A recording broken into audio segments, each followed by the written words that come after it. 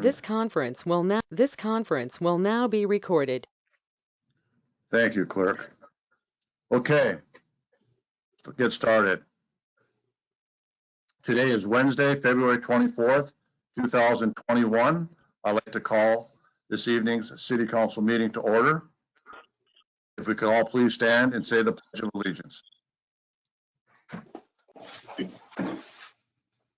I pledge allegiance to the flag of the United States of America and to the republic for which it stands, one nation, under God, indivisible, with liberty and justice for all.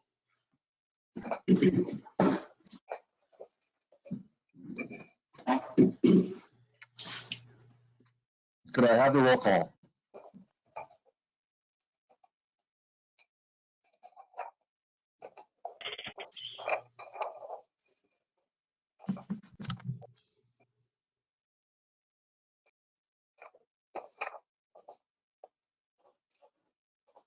Councilmember Boff, Here.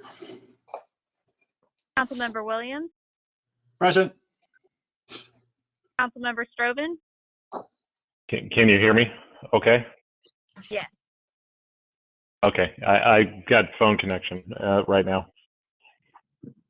Okay, and Councilmember Cerveny. She is absent and excused. Okay, and Councilmember Hill. Here. Okay, and I'm here. Thank you, President.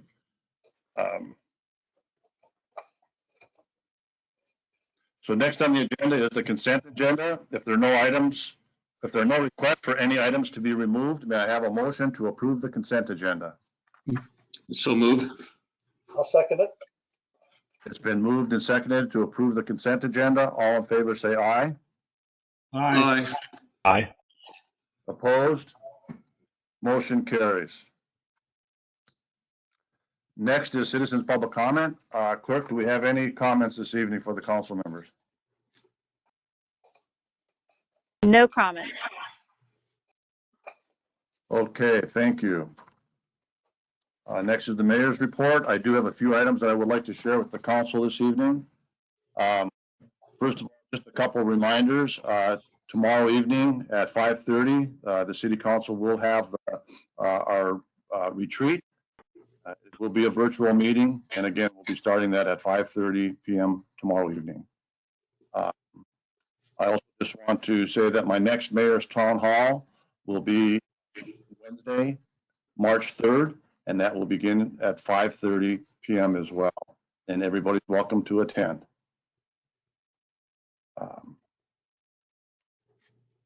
Just wanted to say that both of our La Center card rooms are going to reopen. That's great news for the city. It's great news for the card rooms. The Last Frontier will be reopening and beginning operations tomorrow, February 25th, and the Payable will be reopening and resume operations on March 1st. So I want to wish them all the best of luck as they reopen, and yeah, I'm glad to see that the pandemic is at a point now where we're starting to see our businesses all reopen. It's really very exciting. And also, I just want to mention to the council that March 24th is the AWC Lobby Day. And if any of the council members are interested in attending that, again, this will be a virtual meeting. If you could let Maria know, and she will get you registered for that. And again, that's going to be Wednesday, March 24th. Okay. And now I would just like to make a few comments about the snow event that we had over the President Day's weekend. And it was quite the event, lots of snow. And I would like to read to the council a memorandum that was written by Sergeant Chris Olson. And this memorandum was written for Chief Richardson, and I was copied on it. And I think Sergeant Olson pretty much captures exactly the way we all think and feel about the great job that the Public Works crew did for our community. I would like to read this. It says, this memo has been created to document the exceptional dedication of the Center Public Works employees, Aaron Wilkinson, Joe Warren, Dave Pettit, and Corey Short. I want to take this opportunity to recognize these four gentlemen and the dedication they demonstrated during the severe weather event that occurred last weekend. I had the opportunity as a city supervisor and shift worker to observe their tireless commitment to ensuring the safety of our community. By keeping the main arterial roads clear of excess snow, they provided our community a safer environment to move from place to place. They cleared roads, assisted community members, and even took the time to clear the La Center Police Department parking lot so we could use it. They were willing to do whatever was needed to complete the mission. For this, I'm grateful, not only as a supervisor, but a fellow employee. I hope those who take the time to read this memo will also take the time to thank these four individuals, as they are the reason there were no serious collisions this weekend and our residents were able to move about safely. I think that's just very well written. And again, I think it clearly states what we all think. I think we all want to wish our Public Works crew and Public Works Director Matt Jenkins for the great job they did. I also received a memorandum from Chief Richardson, and in his memorandum, he recognized one of his officers. Well, excuse me, Sergeant Olson recognized one of the officers, and I just want to quickly read this. Sergeant also wrote a positive guardian tracking entry to Officer Crutcher, who received a call from an elderly couple whose driveway was blocked by a large pile of snow pushed up by the snowplow. Officer Crutcher took it upon himself to go out and shovel the snow out of their driveway so they could leave their home. So again, I think the police department performed exceptionally. Public Works crew, I even want to say that towards the end of the storm, we had quite a few power bumps and lost electricity. So the wastewater treatment plant crew, they all were on duty. They came in as early as 3:30 in the morning, and they were continuously monitoring the wastewater treatment plant, so we didn't have any problems with the plant.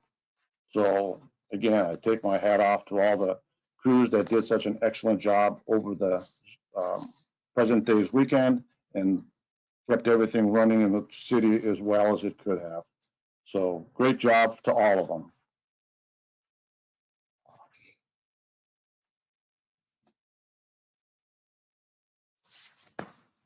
So with that, that's all I have this evening for the council.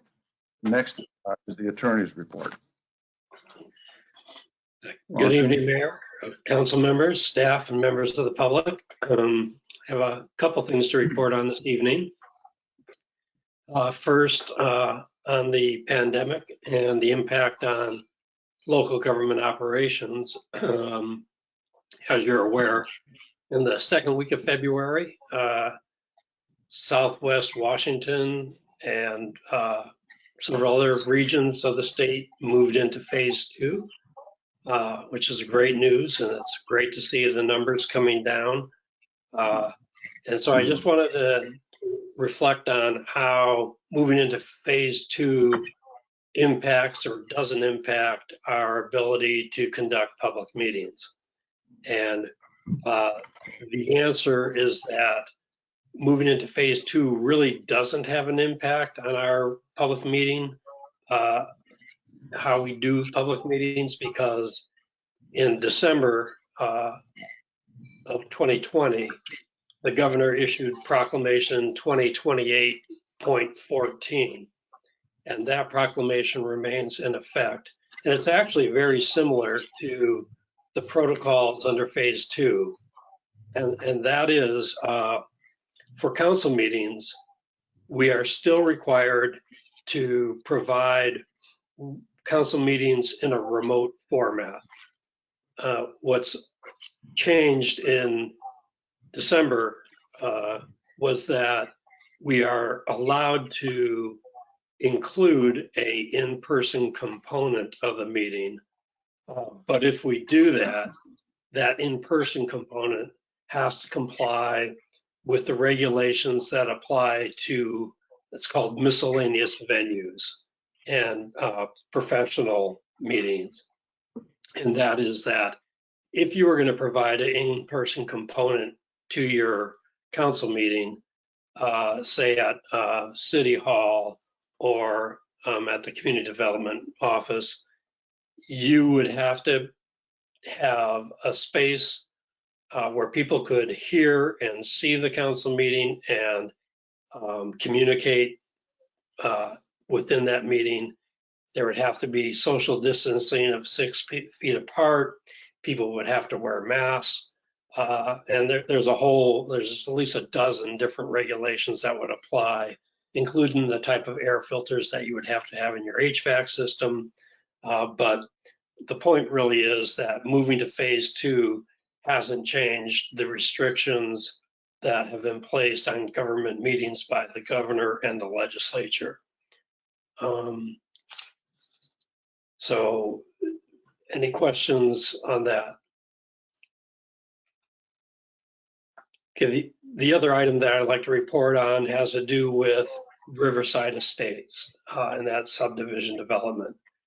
And as I reported to you before, Riverside Estates was placed into a receivership, which is a Superior Court proceeding. The ECM, the developer of Riverside Estates, defaulted on a loan.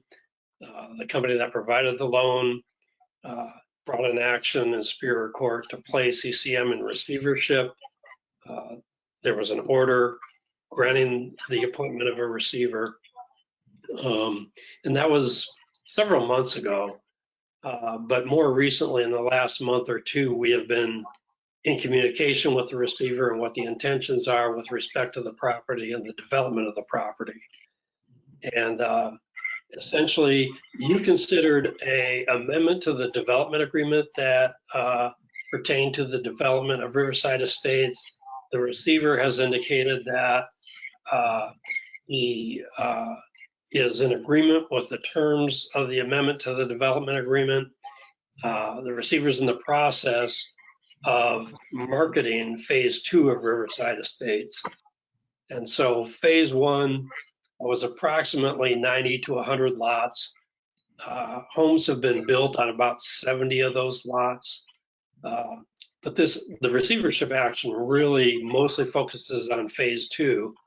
And right now, LGI Washington is who is building the homes on phase 1 and bought all of phase 1 lots.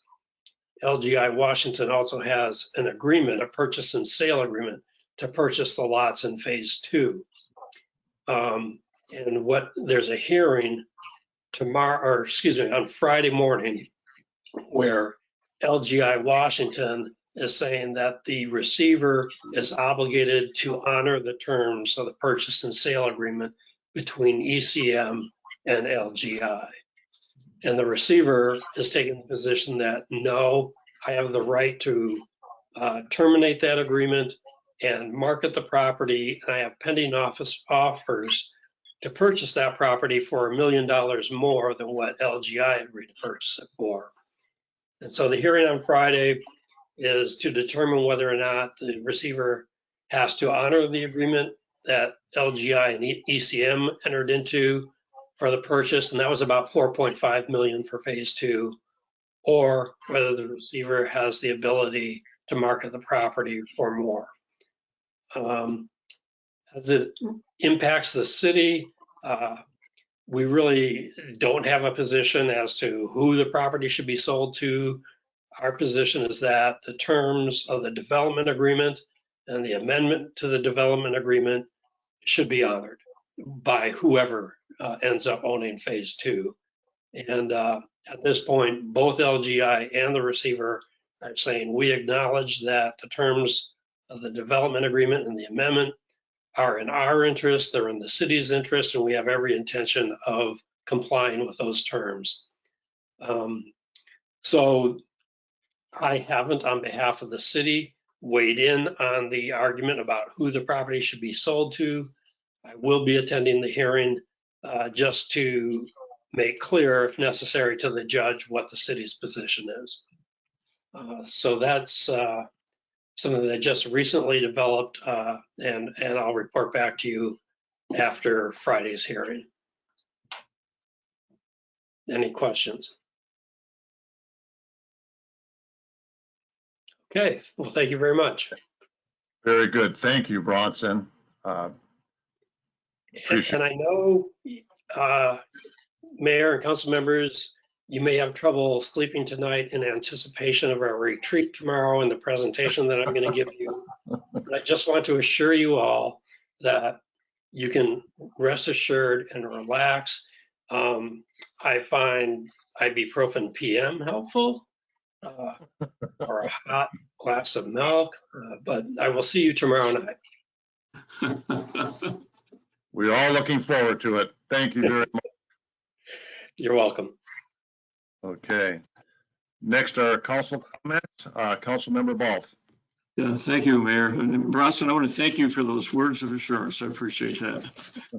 I want to echo the mayor's comment in thanking the Public Works team and the wastewater treatment plant team. I know they were under the gun one of those snowy days, and I forget which one it was. I felt like I had to get some exercise, so I bundled up and went on one of my routes that I do on my frequent walks, and ran into the snowplow a couple of times on that walk. So I know that our team was out there and they were working hard, and it was obvious by looking at the streets as well. So I want to offer a big thank you to everyone on that.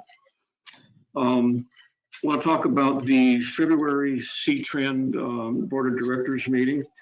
There was a few items came up. Only one action item was on the agenda, and that action item involved the approval of 3 interlocal agreements with the city of Vancouver. 2 of the 3 agreements nearly echoed the similar types of agreements that were made back when the Fort Plain BRT project was initiated, and that is, one of them was for the installation and maintenance of the transit signal priority system. It's often referred to as the TSP. And then there was one regarding the property acquisition and the permitting and the ongoing operations to the actual transit facilities. What was different with this particular group, one of them in particular, was the purchase of the fiber optic cable installation and the maintenance of that system. That will be done by the city of Vancouver, but that was one of the interlocal agreements. The Mill Plain BRT project manager, Scott Patterson, gave an update on that project, and he told us that the C-Trend had requested a grant from the state as part of the Regional Mobility Grant Program. The C-Trend had requested a grant of $9 million, and that grant is still subject to funding approval by the legislature. But the C-Trend has learned that particular project, or I should say that the grant request for $9 million is ranked number 4 of 25 projects that have been recommended for funding. So that's a good sign for C-Trend. Along those same lines, if that grant is approved, that $9 million, along with a $5 million federal grant, which C-Trend has received, will reduce the local match down to $11 million. So that's really good news, because the originally approved match was $25 million. So there will be a significant savings there for C-Trend. Sean Donahue, who is the CEO of C-Trend, also provided an update. He reviewed the preparations for the expected snow event, which we know took place, and C-Trend was up and ready to run on that one. Sean talked about the pandemic and gave an update on that. He indicated that we all know that the ridership dropped significantly with the onset of COVID, but ridership now is continuing to hold steady. Fixed routes are running at 100%. Vanpool is running at reduced capacity, and limited service to Portland continues. Nearly all of the employees who were furloughed or voluntarily left at the beginning of the pandemic have returned to active status now, and maintenance is continuing at 100%, and disinfecting of all the vehicles continues, and that's done on a daily basis. C-Trans is very active in community activities right now. They are assisting food banks to deliver meals when needed. The Evergreen Transit Center continues to operate as a safe park, and that will continue to be the case through the end of 2021. C-Trans is working with local, state, and federal agencies to assist residents who need access to the fairgrounds or the medical facilities for COVID vaccinations. And on the budget area, the reserve balance for fiscal year 2020 was $104 million. That actually increased because back in July of 2020, the reserve balance was $86 million. Farebox revenue is down by $3.6 million for fiscal year 2020, but that reduction was actually expected. And then it was announced later last week that the March meeting for C-Trans has been canceled. The chair, Mayor McInerney, announced that she would be canceling the meeting because there are no action items for March. Okay. And that's all I've got tonight. Thank you.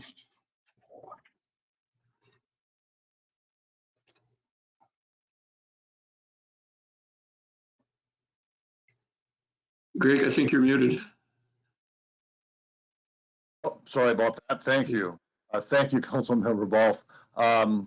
Any questions for Councilmember Boff before we move on? Okay, Councilmember Williams.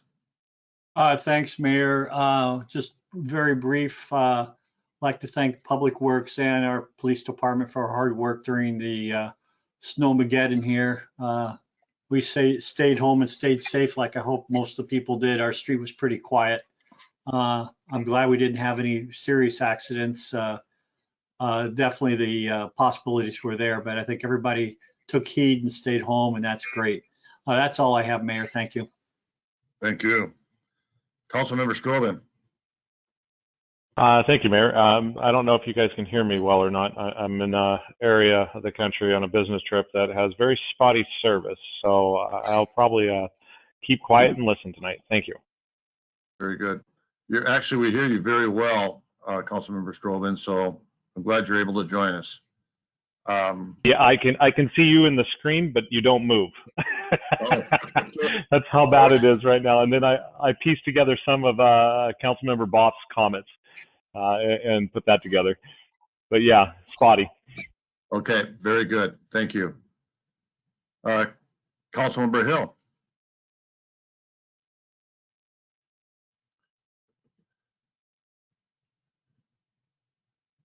Councilmember Hill, I think you're muted. Welcome. Thank you, Mayor, and welcome to our council members and our citizens. Thank you for joining us tonight. Mayor, I got a couple things to share with you this evening. I attended the by virtual meeting, the February meeting of the Port of Ridgefield. And I just want to report a couple things that I was there. It was quite interesting, about an hour and a half. About 15 individuals attended it by video. One of the things that came up was they were touting the fact that the gas station at the Rose Hours supermarket is now open. I didn't even know they had one.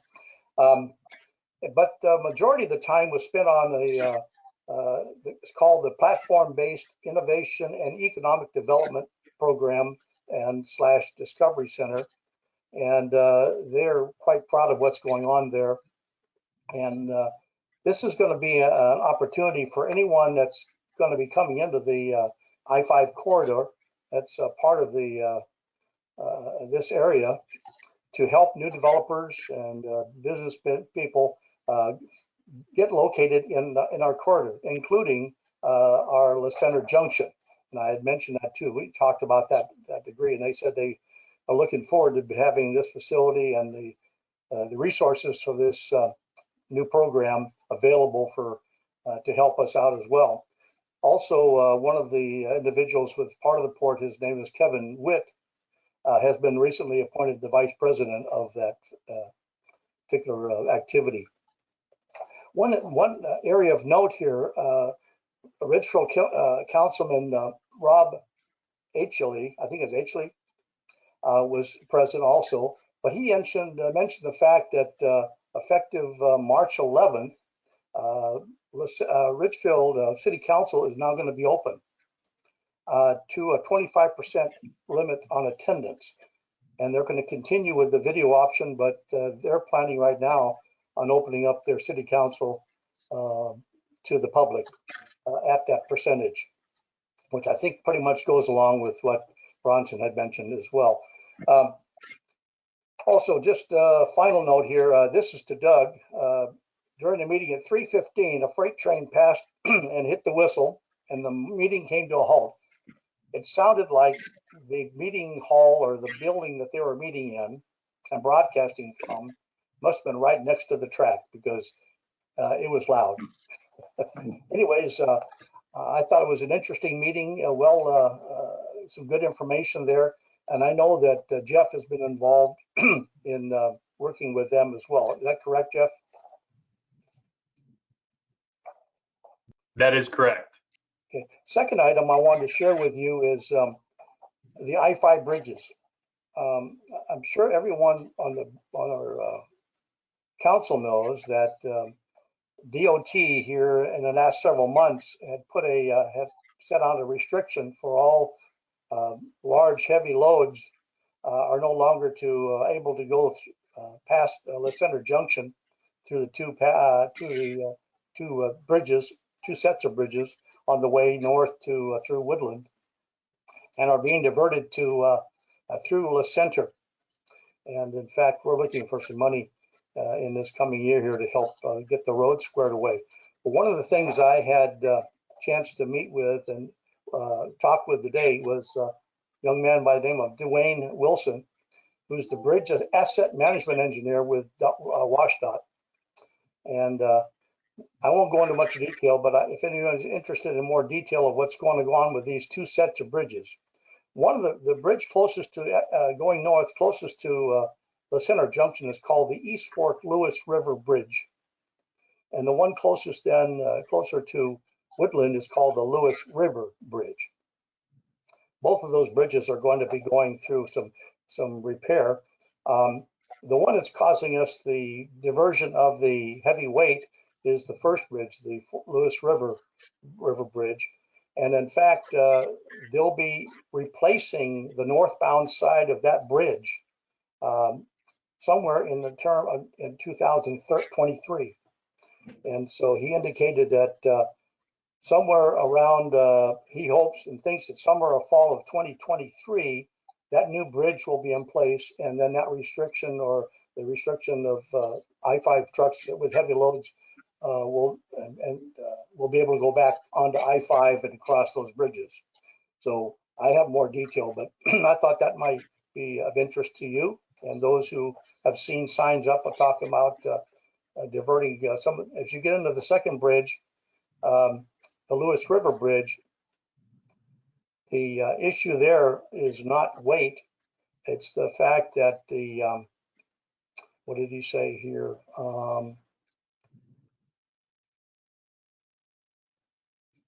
Excuse me.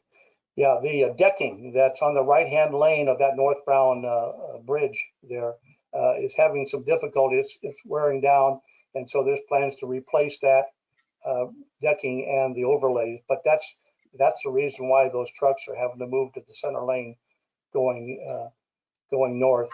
And the fact that, again, why they're having to come through the center is because the first bridge, the East Fork Lewis River Bridge, is not safe enough any longer to accommodate that weight.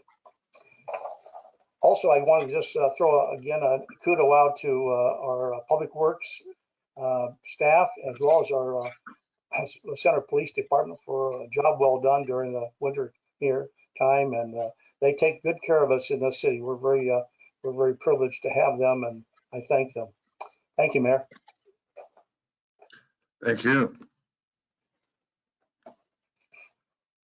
The next on the agenda are staff reports. We do have two staff reports this evening, and the first one is the Community Development Staff Report, and Jeff Swanson will be presenting. Jeff?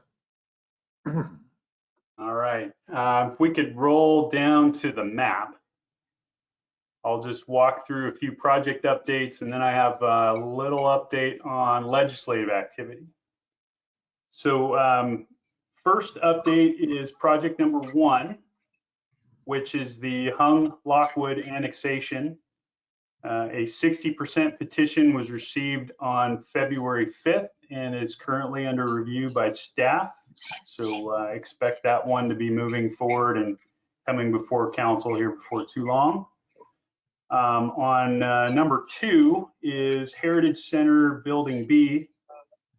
And on that one, we held a pre-application conference on February 12th, and then subsequently received an application on February 16th. And this is for a tenant in that complex called Teresa's Little School. By code, that type of use in that zone is a conditional use.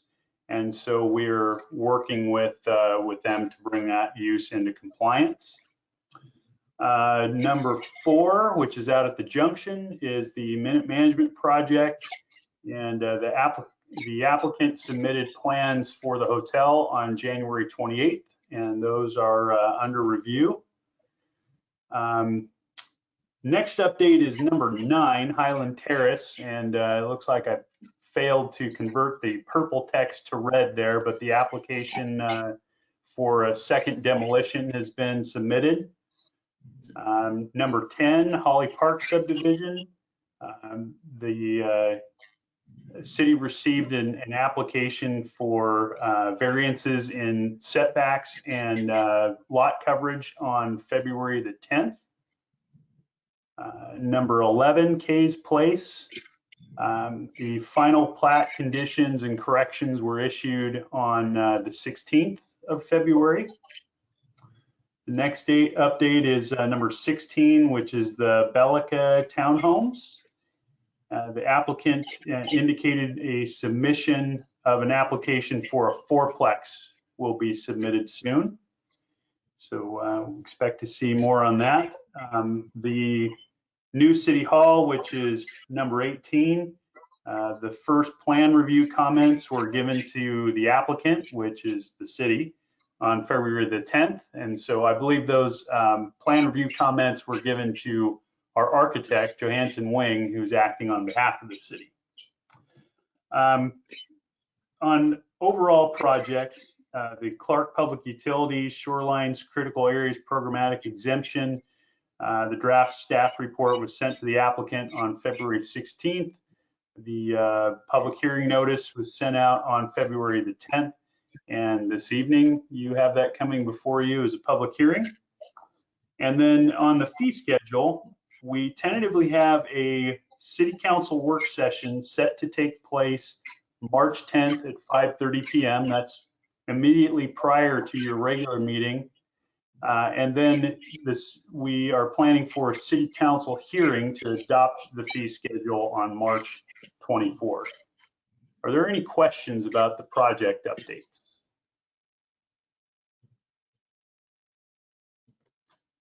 Okay, well, let me give you a brief report on legislative activity.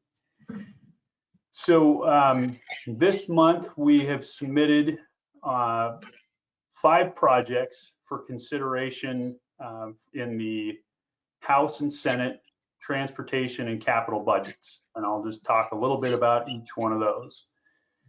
The first project is the East 4th Breezy Creek project. That's the one that's currently designed at 30%, and which you heard about at the last meeting from City Engineer Tony Cooper.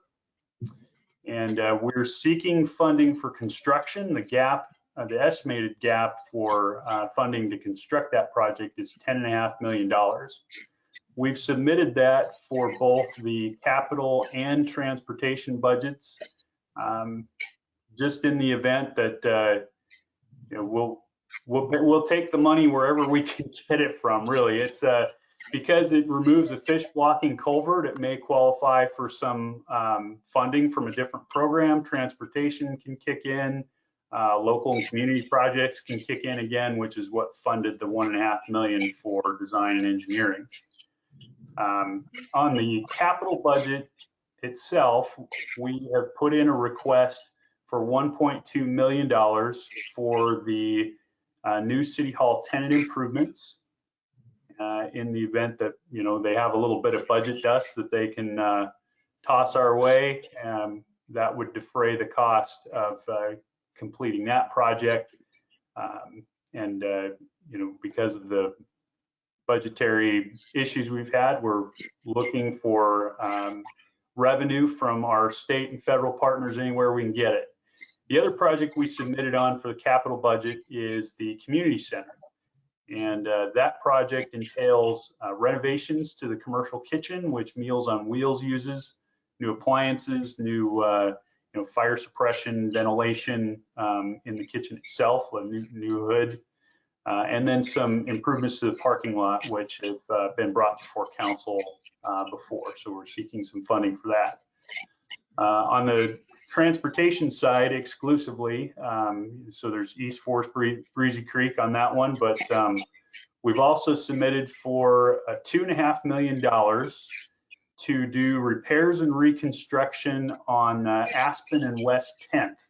And that is part of that over-dimensional truck route that Councilmember Hill mentioned. Over time, because that bridge has been weight restricted for quite a long time. I believe it's been more than 10 years. The accumulated effects have really caused deterioration in the pavement condition on those streets. So we're seeking $2.5 million to assist in repairing those conditions. The other project is Northwest Pacific Highway. And Tony and I doing our best spitball engineering cost estimation.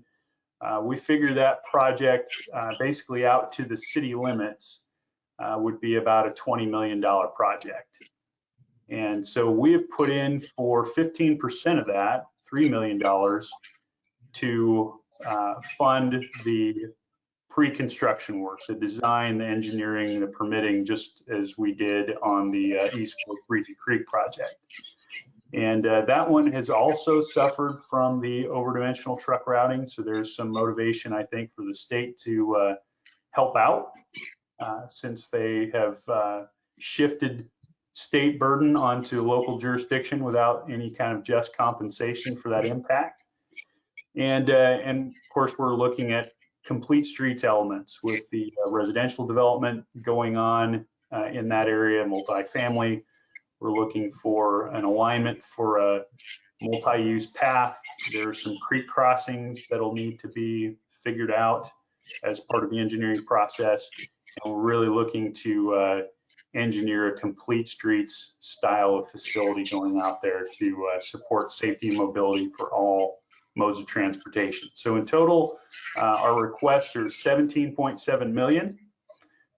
We've also been notified through Senator Murray's office and her staff that there are some federal funding opportunities that are coming up. And so we're very quickly submitting those same 5 projects for federal funding consideration as well. Are there any questions about that portion of the report? Jeff, this is Randy. On the 4th Street and the culvert replacement, have we approached the tribe at all about donations or grants for that? I think they've been involved with waterways. We did approach them early on, but prior to going for the $1.5 million request, and they declined to offer any kind of support at that time. Would it be prudent to ask again? I think so, yeah. Okay. Thank you. Mm-hmm. Jeff, this is Dennis. Jeff, Go ahead. Go ahead, Tom. but do we have any of these? You and Lloyd and the mayor went for the Breezy Creek widening project. We had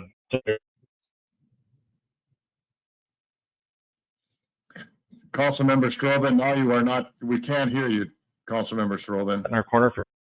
You're breaking up real bad. Jeff, are you able to hear him? I'm not. Okay, I caught some of that. I'm sorry. I'll send an email over. Thanks, Jeff. Okay, no problem. Yeah, it was broken up real bad. Okay. Jeff, during the AWC City Days, Action Days, one of the things that came up, one of the people that was discussing culverts was a big subject at one point. And the fact that apparently there's someone in the state legislature, I don't know if he's at the House or at the Senate level or the representatives or Senate level, that is championing some funds to support specifically culverts in our state. I don't know who that name is, and but that might be worthwhile to see whether or not we can get on his agenda or get on his list, if he in fact has a list that is being specifically addressing culverts throughout the city, the state. Yeah, so what I'm aware of there is that most of that legislation addresses the state system. It does not address counties and local jurisdictions. And there's been additional talk of some funding packages to help support local government, but it really is in response to some, I believe, some court action around salmonid habitat and supporting, food webs and habitat for the orcas. I think there have been some lawsuits, and those have worked their way up now enough to where the legislature is aware that they have a mandate from the courts that they have to fund. Thanks, Joe. Mm-hmm. Okay, any other questions for Jeff before we move on? Okay, again, thank you, Jeff. Appreciate it. So the next staff report we have this evening is from the Finance Department. Our Administrative Services Manager, Maria, will be giving the. Maria. Good evening, Mayor and City Council members. The January sales tax disbursement was $65,673. This is compared to $37,730 in 2020. It was down from December's disbursement, but we continue to see a significant increase from the previous year.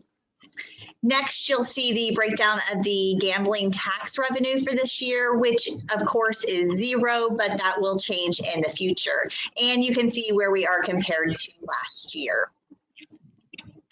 For direct pay, we have continued to see more customers utilizing this option, which has resulted in an increase of 27% of the monthly amount collected.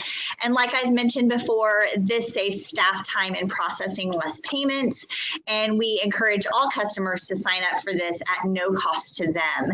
And in addition, if you want to opt out of receiving your monthly paper bill, you can let me know. I hear a lot of people, they just toss it when it comes to them since it's the same amount every month. So just let me know if anybody wants to opt out of that. Next, we have the 2020 financials. And Jess, if you could scroll to page 2 of those financials, and we'll start with the summary. First, you'll see our summary of total budget versus actual revenues, which we came out at plus $412. Can you see that? Scroll down a little more. Thank you. As far as expenditures, the total budgeted was $13.78 million, and total actual expenditures was $11.14 million. And then going back up to page 2 of that report, and breaking it down a little more, you'll see our 2020 budget for general fund revenue was $3.98 million. And the 2020 actual revenue for the general fund was just over $3 million. You do see we have the word estimate still on there because our 2020 financials are not due until May, so those are still being finalized. A couple of highlights are that the sales and use tax was up 22% for the year. And of course, another highlight or low light, I guess, would be that the gambling tax was down 70%, as you were aware. We closed out the year with a difference of $928,000 or 23% under what was budgeted for the general fund revenue. We then have our general fund expenditures and a breakdown by department. The budget was $4.153 million. If you can zoom in just a little, Jess, I know that that's small. At the top of page 3, you'll see our actual expenses were $4.11 million for the general fund. We then have our combined total expenditures, which were budgeted at $13.78 million, as I mentioned earlier, and the actual total expenses were $11.14 million, a difference of 19% under. One highlight there is that a large amount of capital projects that we held back on completing last year helped to create that buffer. And if anyone thinks of any questions after the meeting regarding the financials, feel free to reach out to me then as well. And lastly, although City Hall is closed to the public, we still need people to make sure they renew their dog license. Proof of vaccination and payment can be mailed to us or dropped in the drop box at City Hall, and then we will mail the license back to you. Thank you very much. And does anybody have any questions?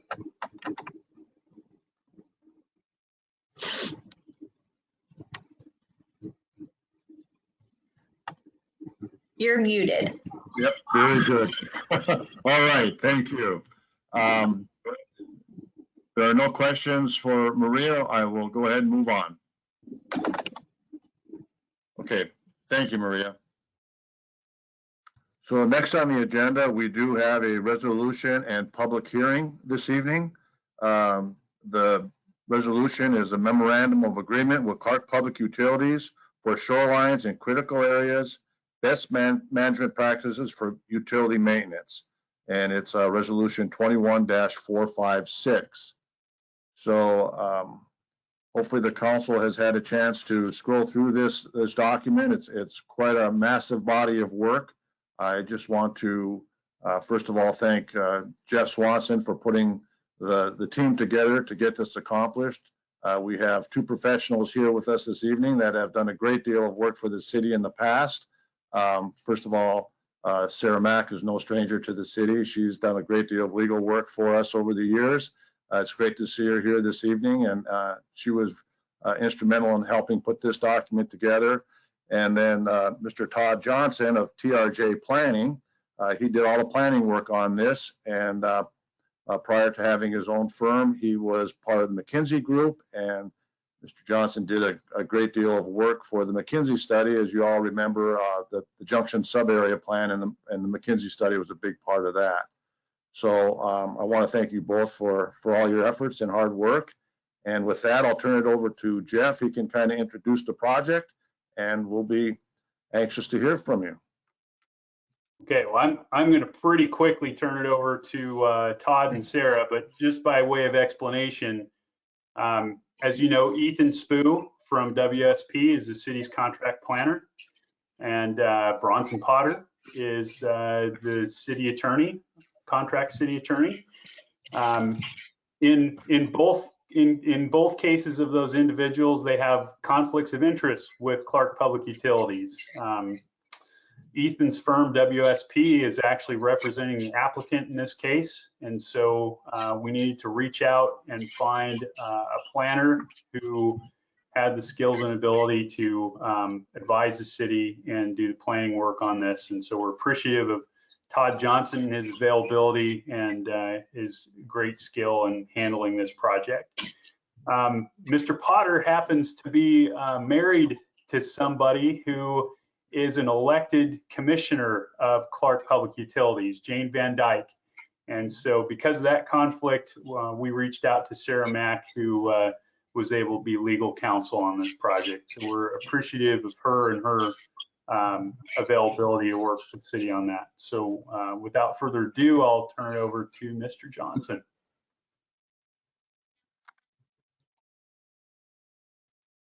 Thank you, Jeff, and thank you, Mayor and members of council. It's been my pleasure to support the city on this. This has been a fun and interesting project, although really, when you get down to it, pretty straightforward.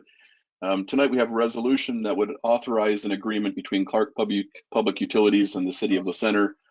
The proposed memorandum of agreement addresses specific maintenance and repair activities. These are activities that CPU would use in their ordinary practices to maintain the infrastructure that they have within the city limits. The exemptions specifically relate to only the critical areas sections and shorelines management sections in the Center Municipal Code. The memorandum of agreement is specifically a tool authorized by I'm sorry, I'm getting a notice here on my screen here. I'm trying to figure out. It was a GoToMeeting notice, and I thought it might be important to my presentation. Maybe it was telling me y'all couldn't hear me or something, but it looks like it was just a pop-up, so I'm sorry about that. The memorandum of agreement is a specific tool that is spoken to in the city's critical areas and shorelines codes, and it's specific to use for utility providers within the city. The proposed agreement will have a term of 5 years from the date of approval. The sections of code allowing this type of negotiated agreement only apply to utility providers and only apply to them and requires them to enter into a memorandum of agreement with the city that allow them to then utilize the exemptions that are already in the code to continue to maintain, operate, and emergency repair of their utilities. The project basically includes 2 parts. The first part has already occurred. It was a type 1 staff review where city staff working on this reviewed the request that was submitted by the applicant, and we reviewed that against the exemptions that were allowed in the critical areas and shoreline sections of code to make sure that they were consistent. And consistent with that, the city did issue a staff report and approval of, it was a statement of exemption that basically says that the activities that they were proposing as exemptions were in fact allowed as exempt activities within those 2 sections of code. And that staff report and determination had been issued, and it was signed by Matt Jenkins as the director of planning and also as the shorelines administrator for the city. So that's already been issued and been finalized. Tonight's hearing is the second part of that. And this memorandum of agreement talks about the best management practices for when Clark Public Utilities utilizes those exemptions. The city code says that in order to utilize those exemptions, they have to enter an agreement with the city for the best management practices used when they operate under those exemptions. And these agreements basically lay out the framework for how those exemptions can be used specifically, when notification is required back to the city, and also some mitigation and some operating specifics that limit the impact and limit the what the utility company does under that, and requires certain operational practices in implementing those.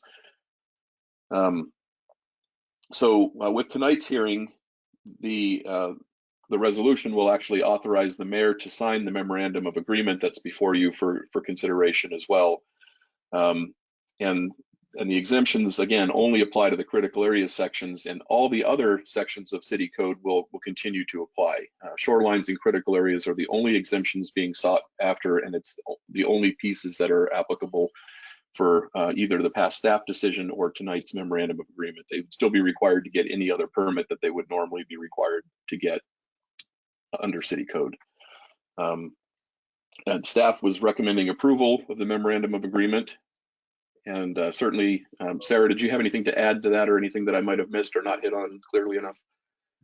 No, I have nothing to add, Todd. Thank you. Okay. And you know, in working through this, I'll have to say that Sarah Dollar was especially fantastic in helping me to work with city staff and to communicate with city staff as needed. She was fantastic at helping to get the information from the applicant. She's been a great resource for the city, and I hope you all appreciate the work that she does for you. She's a fantastic staff person there. And then I also enjoyed working with Tony and Matt on this project as well, but certainly Sarah, above and beyond the work that she does for the city, she was fantastic.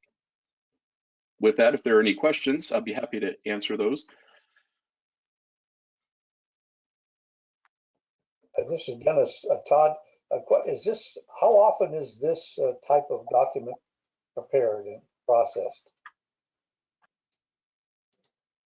These are not that common.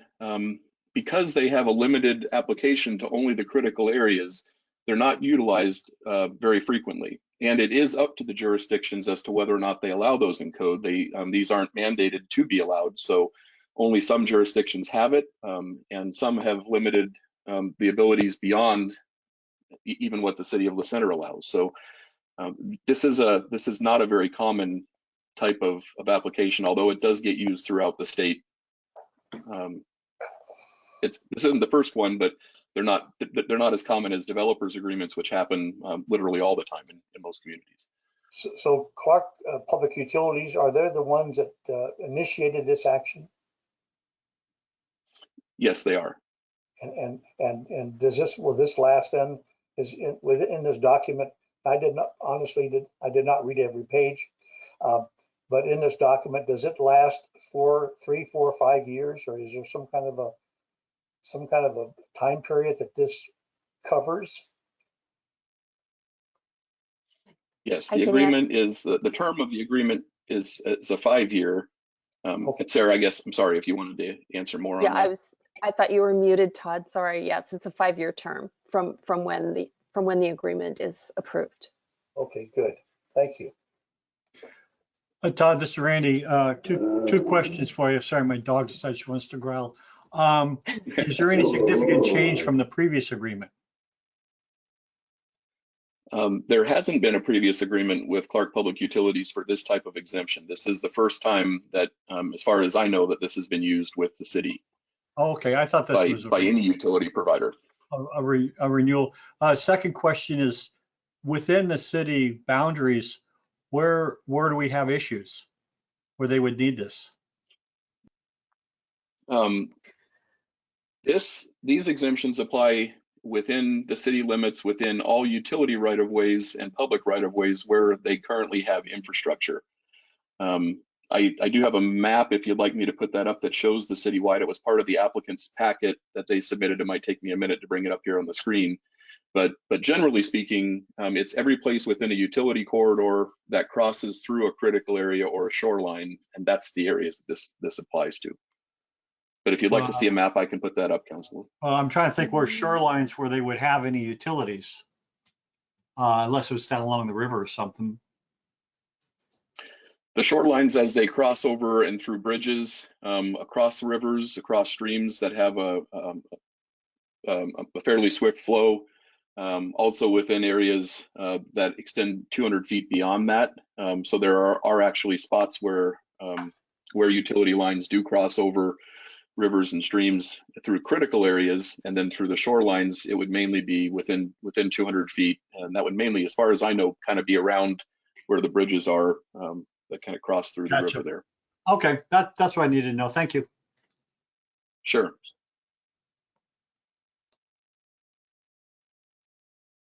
Todd, this is Doug. I'm sorry. Okay. Hi, I just want to say, I don't have a question as much as I just want to recognize or acknowledge how much work that must have gone into that report. I appreciate having the maps that look like they may have come from the county GIS, but those were quite informative as well. So thanks for the work that went into that. You bet. And I should point out specifically that for council's benefit, I included the applicant's submittal in the materials that I distributed, so you could see the information that we based our findings on. All of those maps were created by the applicant and submitted as part of their application for that. So they did a very good job at putting together an application that made it very easy for staff to review it and thoroughly understand their proposal. Yeah, and I particularly like the detail on the best management practices too. I thought it laid it all out there. Protects the environment, protects the city. That was good to see. Question for the group here. This would be Sarah and Bronson as well. Are we compensated for this permit to cover the expenses of the legwork? I am not.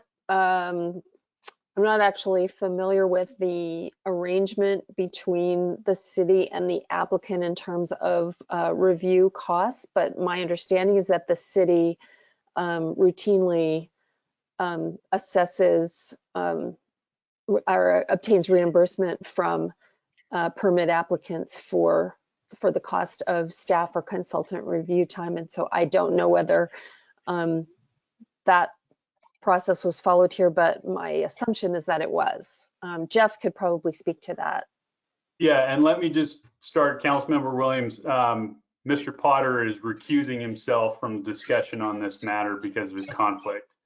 The city employs reimbursement agreements with applicants to cover the costs of review. So this one is no exception. Okay, that's fine. I mean, we cut down a lot of trees for this, you know, and we've got it's a great report, a lot of details here. I just want to make sure we weren't just doing it to be friendly. So they're mostly electronic trees. Well, virtual trees, you know, there's some trees out there that saw some electronics recently. So yeah, I just want to make sure we were getting compensated for it. And because obviously there's some expense here. That's what I didn't know. Thank you.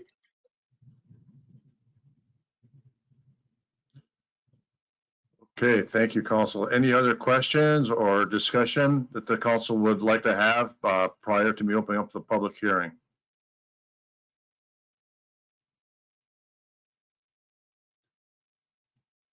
Okay, not hearing any. I will go ahead, and it's right now 7:36. I will open it up for public hearing for public comment. If there's anyone on the call this evening that would like to make a comment, if you could please give us your name and address, and limit your comments to 3 minutes.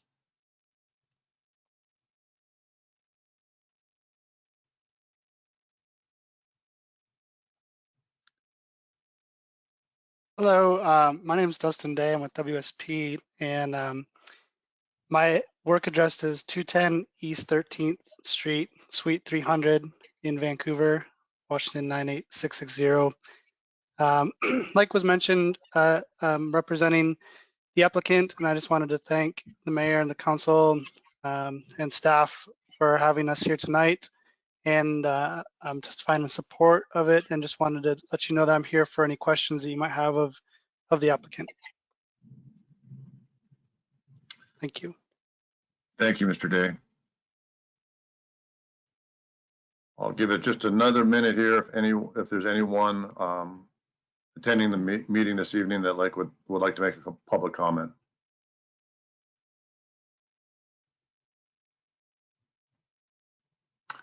Okay, not hearing anyone, I will close the public hearing at 7:38 and turn it back over to the council for any additional or further discussion or questions for our consultants or Mr. Swanson. I just want to thank everyone that was involved in this project. Both thanks, a job well done. I think it's very complete. Mayor, I'd like to make a motion that council approve the mayor adopt Clark County Utility Shoreline and Critical Areas Exemption number 2020-022-CAE/SMPE. All hold on a second here. The resolution is 21456. That's the only thing that we'll be voting on this evening. Is that correct, Sarah? Okay, that's all I can see here on my screen. Yeah, if we could If you want scroll to move down it to to the, that, I'll change it. I'll amend it.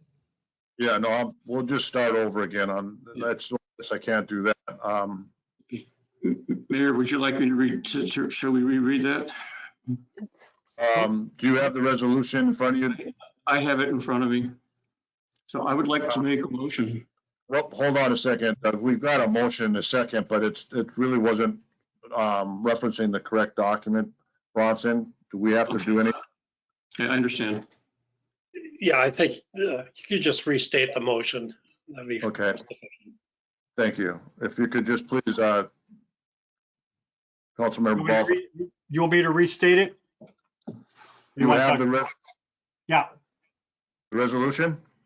Yep, I see it here. Okay. Mayor, make a motion that we approve resolution 2021-2-9, staff report for the CPU extension resolution 21-456. I'll second it. It's been moved and seconded to pass. I don't have that document, but it's resolution 21-456, a resolution approving and authorizing the mayor pursuant to LCMC 18.3, 00.701 and LCMC 18.300 S.070.1 with Clark Public Utilities for best management practices for exempt utility activities. A roll call vote, please, clerk.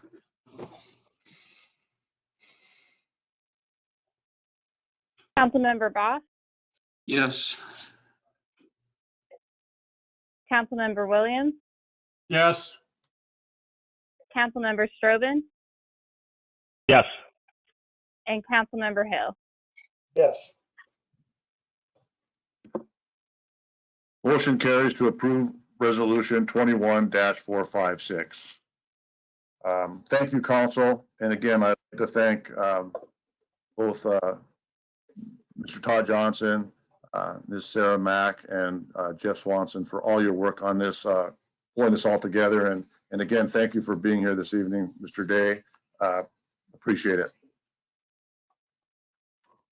Thank you, Mr. Mayor. So that concludes our meeting for this evening. That's all that we have on the agenda. If I could get a motion to adjourn. I move to adjourn.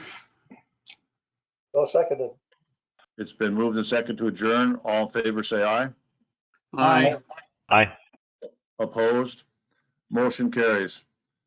Okay, everyone, thank you. Stay well. All right. Good night. See y'all. Thank you. Good night. Good night.